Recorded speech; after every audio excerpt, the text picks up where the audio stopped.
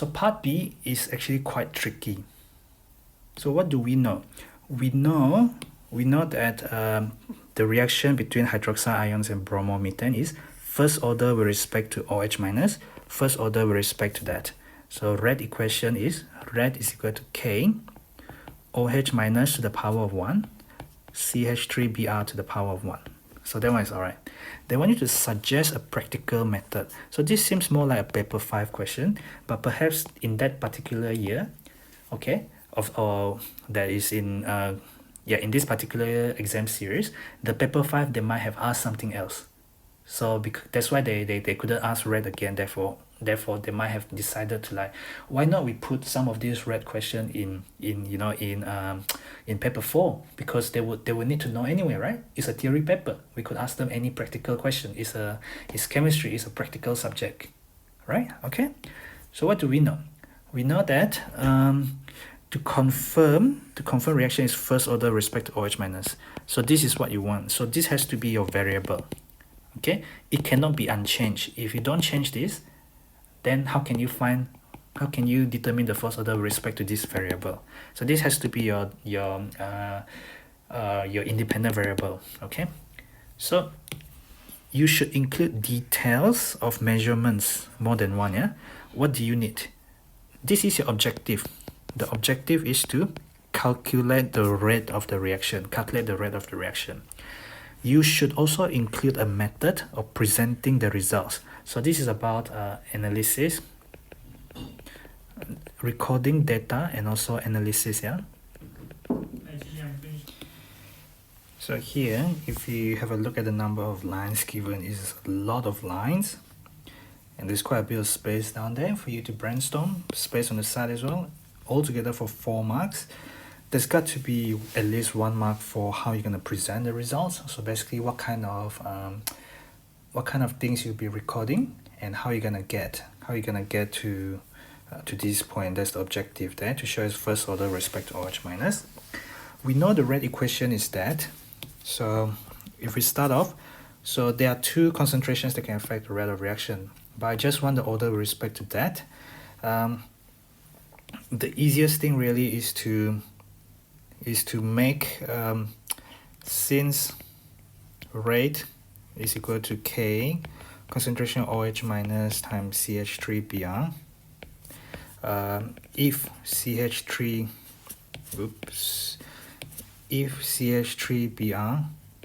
is in huge excess, then then the CH3Br concentration roughly unchanged and it becomes like a constant. So rate is now roughly equal to a new rate constant, which takes into account the CH3Br is in large excess. So now I have that, and that's important because now I can show basically if I make this one in a large excess, all I need to do is to make sure that it is first order. I just need this relationship to go forward essentially. Yeah. Okay. Cool. So what do I need?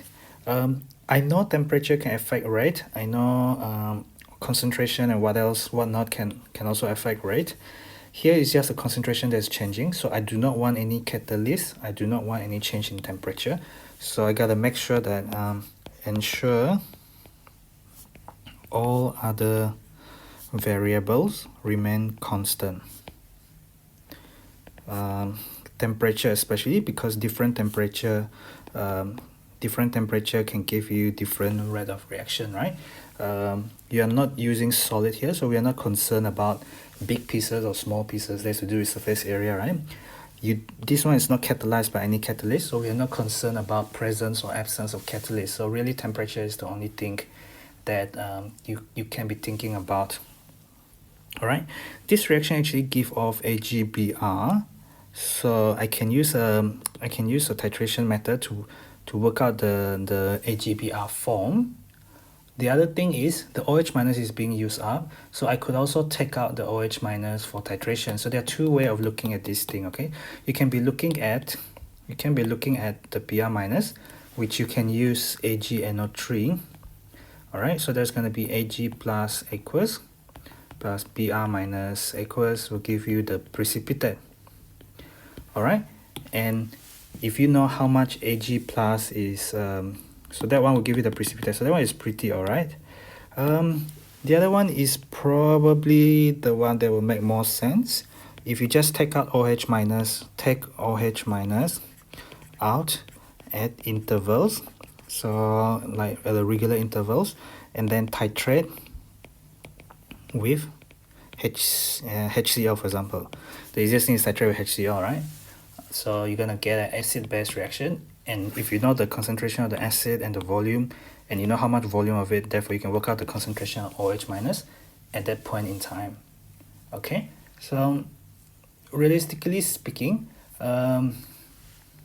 if I'm gonna go for the green color one first, okay, so there are two potential pathway now. So you can go for the green one, which is working out the bromide concentration. From the bromide concentration, basically how fast is the precipitate observed as you change the OH minus, that's gonna be the rate of reaction. The more concentrated the OH minus, the faster it will produce Br minus, the faster you will get AgBr precipitate. Okay, so I could use fixed amount, meaning to say mole of AgNO3 aqueous to added to solution mixture. Then monitor the time taken for AgBr precipitate to form at a particular concentration of OH minus, at a particular concentration of OH minus, from the moment OH minus is added. So rate is gonna be inversely proportional to 1 over time for PPT to form. The faster you form the PPT, okay, that means it must have a higher concentration of OH minus. That means the rate must be quite fast, okay? And that's how you can relate to the concentration of OH minus, okay? So even though there's the time for precipitate to form, but you can also relate to OH minus concentration changing. So you're gonna record how the rate changes. Well, we're gonna record time for the precipitate to form as you change that. All right, and from there you can get the reciprocal to work out the rate, and therefore you can see how the rate changes as the concentration changes. And guess what? When you have how the rate changes, a concentration changes, then you can plot. So collect readings. I would say collect or gather the time for precipitate to form at other OH minus concentration, at least 5. That's sensible. You need at least 5 values, yeah, okay? And then plot a graph of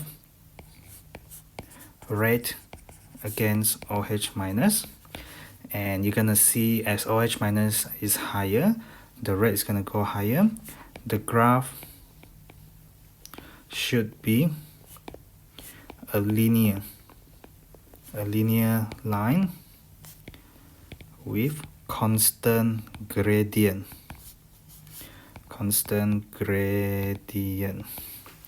Should probably move that graph to one side actually.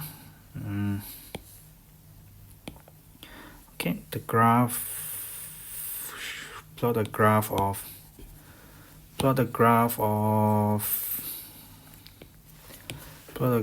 of rate against OH minus should be a constant gradient if first order with respect to OH minus. And why is that? because of this y-axis, x-axis, constant gradient. Only when the CH3Br concentration is so big, they remain unchanged.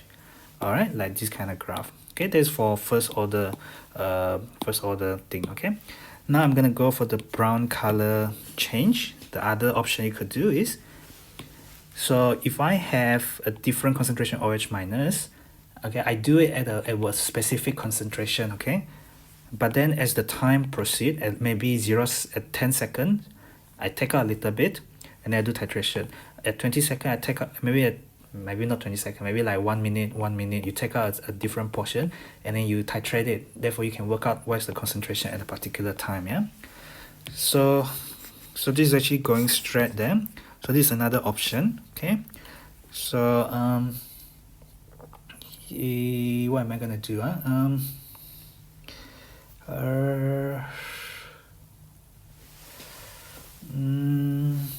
So at a specific concentration, at a specific initial concentration, a specific OH minus, as reaction progresses or as reaction proceed, take out a small amount, or what we call an aliquot. Take out an aliquot and titrate against non-HCl standard. When I say non-HCl standard, I mean you know the volume that you're using, and you also know the concentration of the HCl that you're titrating against. Okay, and then what else?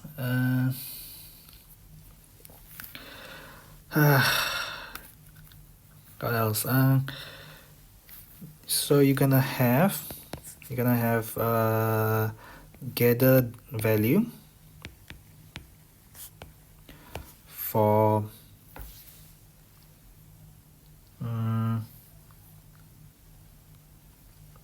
no, that's not gonna work. Sorry, that's actually the same point, because you need the concentration OH minus there. Sorry, you need the concentration OH minus there, and the only way you're going to work out the concentration OH minus is you actually have to titrate it using that. So actually that continues on the same point. Okay, I was confused.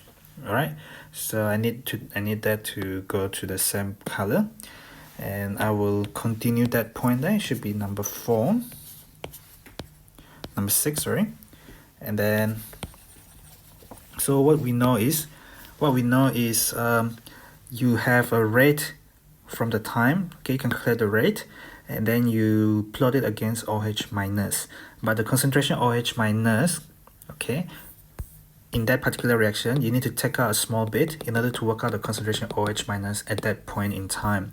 So you need to quench it with something, and then you have to titrate it with a non-concentration acid. Then you can work out the concentration OH minus. So you're gonna have a table of like OH minus from there. You're gonna have that. So experiment 1, 2, 3, 4, blah blah blah. You work this out from the titration with a non-standard or HCl, and then you also have the time for precipitate to form. So that is going to be in seconds or minutes. Essentially, it's time. That's going to be blah blah blah blah.